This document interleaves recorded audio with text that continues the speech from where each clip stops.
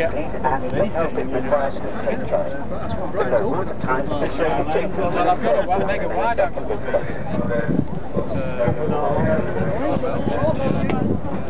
How are you keeping it all right? Yeah, not so bad. Depends how close he's going to get to it. Yeah.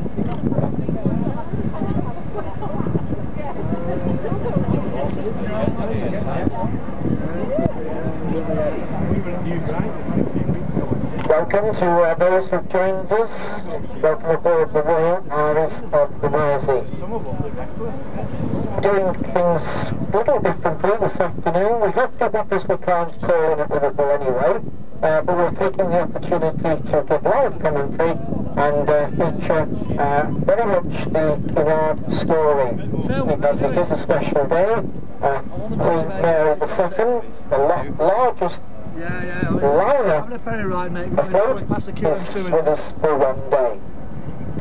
I've said it already a few times, but we've got people who have just joined us, so let's be brief and make the distinction between Queen Mary II and other cruise ships that you would see visiting Liverpool.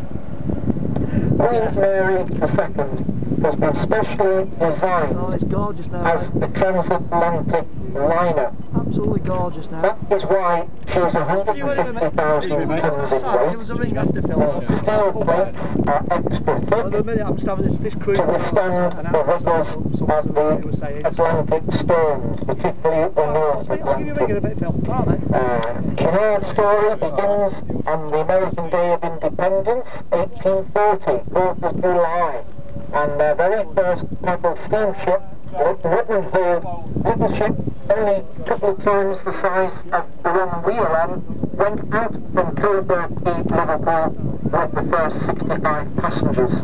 And it took 12 days to cross the Atlantic to reach Halifax, Nova Scotia, and another 2 days to reach Boston. That was the beginning of the Cunard story.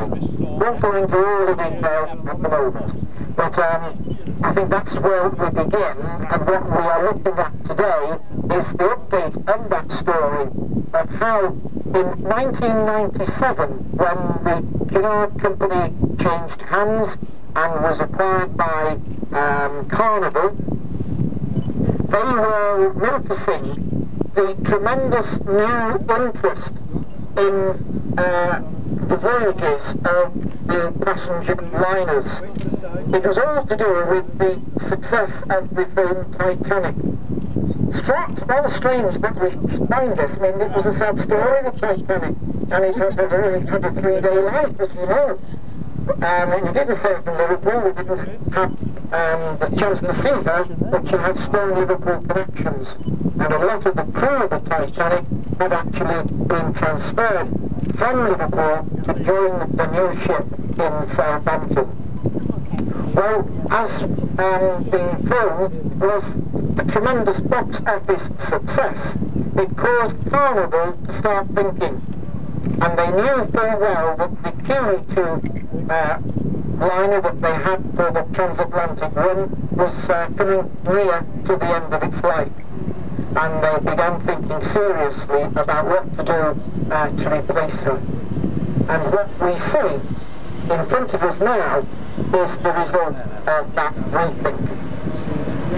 They decided to go against the tide and build a replacement transatlantic liner.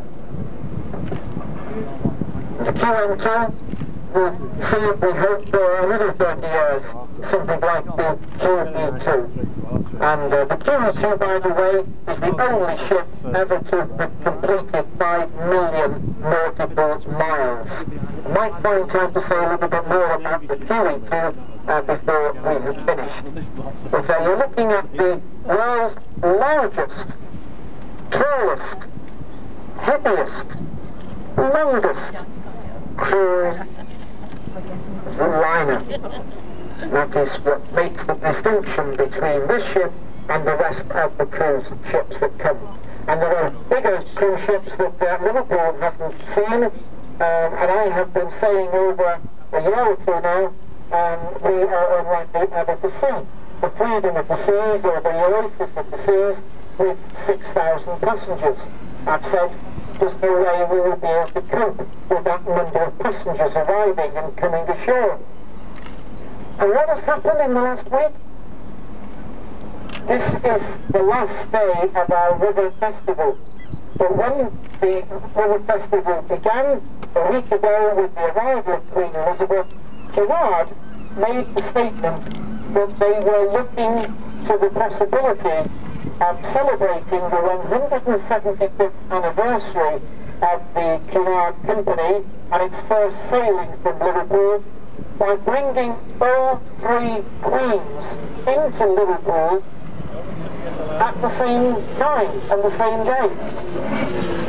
The mind boggles.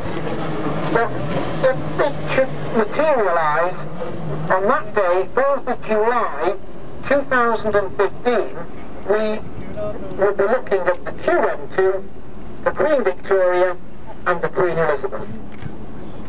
And we just hope that that is going to happen. That's nice. The captain, the former captain of the QE2, got the job as being the first captain of the QM2.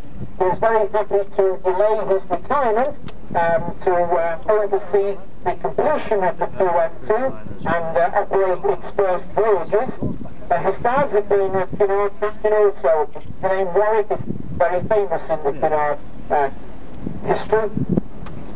And when he first saw the plans of the new QM2, he thought, well, that's a little bit strange. All the suites, the expensive cabins, are at the rear